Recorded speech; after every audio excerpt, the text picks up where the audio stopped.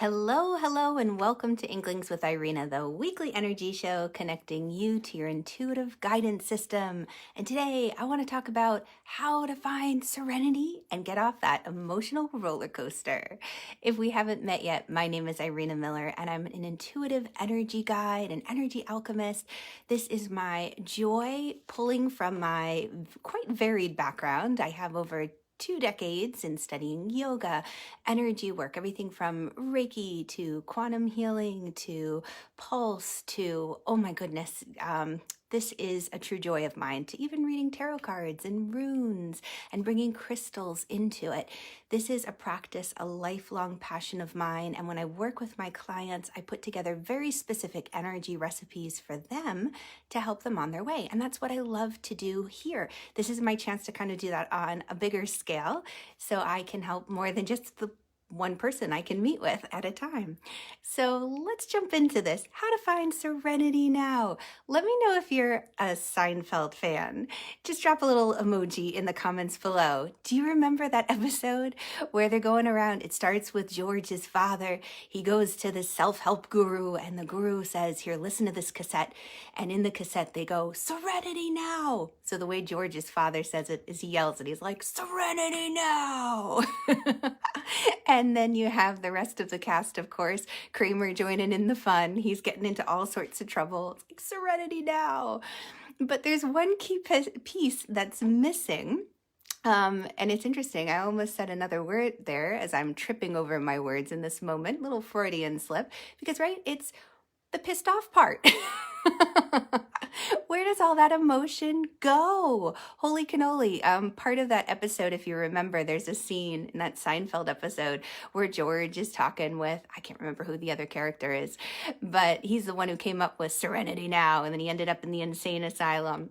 And he goes, listen, you can say Serenity Now all you want, but the anger is going to build up and you're going to explode. That's why I love sharing these energy recipes with you, because it's all well and good to say, all right, let's just change our mindset. Let's say a little affirmation. Let's just sit here and, feel abundant and healthy and just wait for it to magically happen. Poof, fairy godmother shows up, the wand is waved, and all is right with the world. Well, let's just kind of, there's a lot missing with that. Let me start there. That's why it's my joy to bring these little energy recipes to you that can make big differences. Jumping into this, serenity now, maybe that'll work. But if it doesn't, just going around saying serenity now, I have my triple S signature recipe to help you get off that emotional roller coaster and find serenity. Find that peace and that calmness. Laughter is a big piece of it, yes. But the first S, and let me even tell you why I'm sharing this week. Part of it is because many of my one-on-one clients have a lot going on. They're getting distracted and they need to get work done quickly. They're feeling overwhelmed. I have a post that's up in my free Facebook group. If you're not hanging out with me there, then definitely click the link above, join the fun. But I asked, what's your biggest stress trigger? And they mentioned noise. So that noise contributes to the emotional roller coaster. That's why I'm jumping into it this week. I have a lot of my clients, both one-on-one and then also wonderful community members in my free Facebook group who are talking about this. So the first S in this signature recipe system is to step away. It is so easy because we're busy to keep our heads down and just keep working. There's one more email to send out. There's one more telephone call to return. There's one more thing to do. When you step away, it doesn't have to be for very long. It could be just for 2 minutes, especially if you can step outside. It's a great way to clear your energy, to clear the distraction and the noise that's adding to the emotional roller coaster. Because why would we want to get off that emotional roller coaster other than the obvious, it doesn't feel so good? Many times as empaths, we're soaking up other people's feelings, the energy around us, and not even realizing that the decisions we're making are being affected by a larger energy collective. If you ever think about it, like if you're with a group of friends at one of these parties, whether it's like a Pampered Chef party or I don't know, you name it, and everybody's like, oh my gosh, look at this mini spatula. It's so cool. And oh, look, it can pick up little brownies. And oh, and the mini spatula can do this. And you're like, oh my God, I never knew I needed a mini spatula in my life. I need it. And then maybe you get it home and you're like, what am I doing with this thing? Oh, why do I have it? Like, I don't even, like, if I was in my right mind, I wouldn't have purchased this. So there are moments where we make decisions, we look back, we regret them, we're not feeling at peace at all about it because we were plugged in to the collective energy. And that adds to the emotional roller coaster. When you step away, it allows you to say, wait a second, let me just kind of move through the situation and figure out what's my feeling, what belongs to someone else. Let me just be present. And again, it could be 2 minutes, it could be stepping outside, it could be in the shower, it could be going for a walk. Seek clarity. That's the second S. Now, why I say seek clarity, that's part of kind of this culling process where we start to take action.